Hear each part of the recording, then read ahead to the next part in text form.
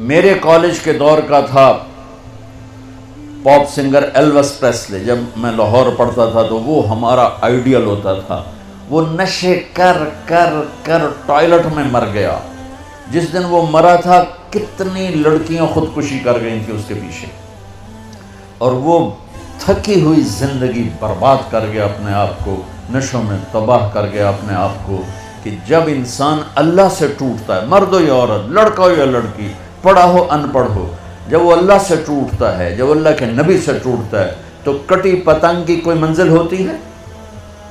جس گاڑی کے چلتے بریک فیل ہو جائیں اس کی کوئی منزل ہوتی ہے؟ پانی جب طوفان بن کے نکلتا ہے تو اس کی کوئی منزل ہوتی ہے؟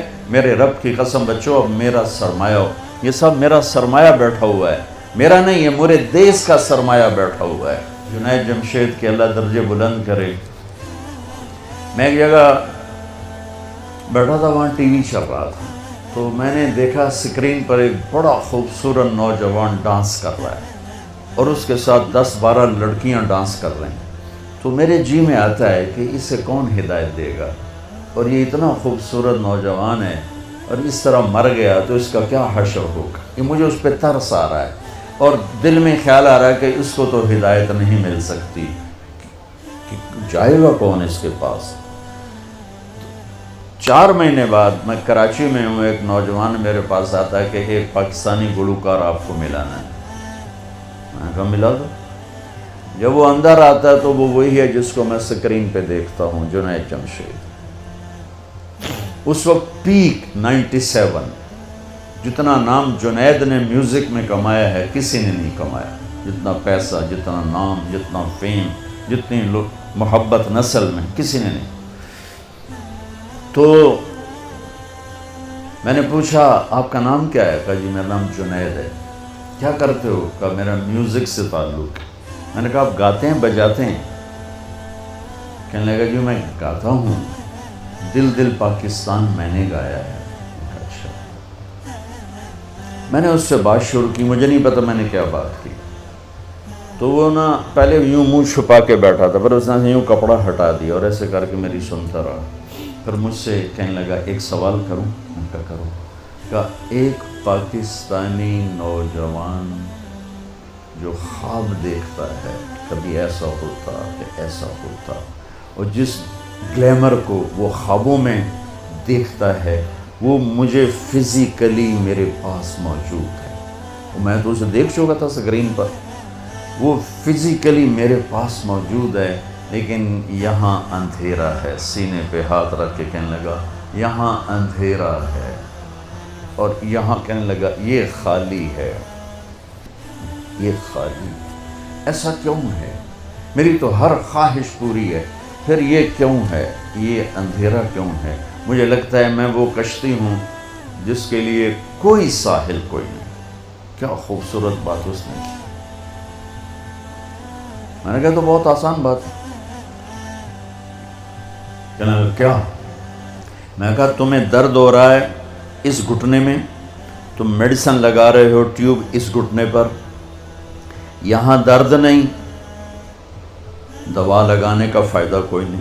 یہاں درد ہے, یہاں دوا جا نہیں رہا, تو تمہیں ٹھیک کیسے ہوگی؟ کہنے لگا میں نہیں سمجھا. میں نے کہا یہ جو خلا ہے تیرے جسم میں نہیں, تیری روح میں ہے. روح کو لڑکی کا نہیں پتہ, روح کو میوزک کا نہیں پتہ, روح کو شراب کا نہیں پتہ, نشے کا نہیں پتہ. اسے صرف 2 کا پتہ ہے, ایک اللہ جس نے اسے بنایا, اور ایک اللہ کا نبی جس نے اسے اس کا صحیح طریقہ سمجھایا. ان 2 کے علاوہ کوئی غذا روح کی نہیں. مگر تم میں بھوک لگی ہو گا سکتے ہو کہ نہیں؟ پیاس لگی ہو گا سکتے ہو نہیں؟ نیند چڑھی ہوئی ہو گا سکتے ہو نہیں؟ کیونکہ جسم کی ڈیمانڈ تم پوری نہیں کر رہے ہو تو تم گا نہیں سکتے ہو. ایسے ہی روح میں ایک فریاد اٹھتی ہے جب اسے آپ اللہ کا تعلق نہیں دیتے, جب آپ نماز نہیں پڑھتے, جب آپ سچ نہیں بولتے, جب آپ حرام سے نہیں بچتے, جب آپ جھوٹ سے نہیں بچتے, جب آپ نافرمانی سے نہیں بچتے, جب آپ نشوں سے نہیں بچتے ہو, تو پھر اس کے اندر ایک فریاد پیدا ہوتی ہے, ایک پکار پیدا ہوتی ہے. وہ فریاد اور پکار وہ ڈپریشن بنتی ہے, وہ اینزائٹی بنتی ہے. وہ بیماری کچھ نہیں ہے, وہ صرف یہ ہے کہ اسے بھوک ہے تم روٹی نہیں کھلا رہے، اسے پیاس ہے تم پانی نہیں. دیکھو میں نے پانی ساتھ رکھا ہوا ہے پینے کے لیے کہ میں انہیں بیان کر رہا ہوں مجھے پانی ساتھ پینا ہے. تو ایسے ہی روح میں ایک پکار اٹھتے مجھے اللہ چاہیے، مجھے کچھ نہیں چاہیے. وہی اللہ کی قسم جنت میں بھی جا کر جب اللہ سامنے آئے گا نا تو کسی کو نہ حوریں یاد رہیں گی نہ کھانے یاد رہیں گے. یا اللہ بس تجھے ہی دیکھتے رہیں اور کچھ نہیں چاہیے، تیرا دیدار ہو اور کچھ نہیں چاہیے. یہ ایسی چیز. ہم عصر کے قریب ہیں، آپ کی ابھی ظہر بھی نہیں ہوئی ہے. جو کائنات ہے جو قانون ہے، تو میں چاہتا ہوں کہ میری یہ نسل جنہیں میں دیکھ رہا ہوں یہ اپنے اللہ کو پہچان لیں، یہ اپنے نبی کو پہچان لیں کہ ایک علم وہ ہے کہ مجھے پیدا کس نے کیا، ایک علم وہ ہے کہ وہ ہے کون، ایک علم وہ ہے کہ وہ مجھ سے چاہتا کیا ہے، ایک علم وہ ہے کہ یہ زندگی کا کارواں کیا ہے، یہ موت کیا ہے، یہ مقصد زندگی کا علم ہے. یہ نہ سیکھا تو سب کچھ گیا. تمہارے جیسے بچے گئے کشتی کی سیر کو، ملا دیہاتی ایک نے کہا چاچا تینوں فزکس آندی ہو سکے پتر نہ ہی آج سنیا، کہ تیری ادھی زندگی برباد ہو گئی. دوسرے نے پوچھا چاچا تینوں کیمسٹری آندی ہے، کہ پتر میں تو نہ ہی آج سنیا، کہ چاچا تیری ادھی زندگی برباد ہو گئی. تیسرے نے پوچھا چاچا زالوجی آمدی ہے، کہ نہیں پتر پتہ نہیں کی بلا ہے، کہ چاچا تیری ادھی زندگی برباد ہو گئی. دریا میں طوفانی موج آ گئی، کشتی ڈولنے لگی. چاچا بولے پتر وہ تیرنا آمدہ ہے.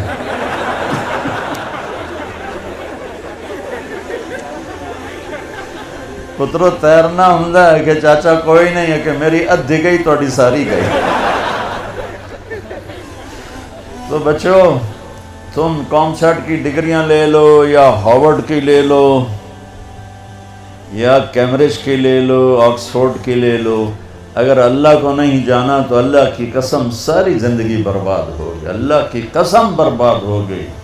کبھی وہ شخص نہ دنیا کا سکون دیکھ سکتا ہے اور آخرت کا تو کیسے دیکھے گا جس نے اللہ کو نہ پہچانا.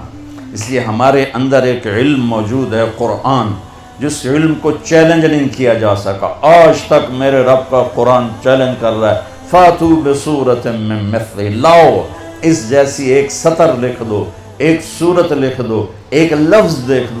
ساری دنیا میں آج عربی پر پی ایچ ڈی ہو رہی ہے، ریسرچ ہو رہی ہے، کیا کیا تہ تک چلے گئے ہیں، لیکن قرآن کی ایک سطر نہیں کوئی لکھ سکا کہ یہ میرے رب کا وہ کلام ہے جو اس کی زبان سے نکلا ہے اور میرے نبی کے دل پر اترا ہے. انہو لتنزیل رب العالمین، یہ رب العالمین کا کلام ہے. نزل بہ الروح الامین، اسے جبریل لایا ہے. علی قلبک، میرے نبی کے دل پر لایا ہے. لتکون من المنذرین، تاکہ میرا نبی ہمیں سنائے کہ زندگی کا مقصد کیا ہے.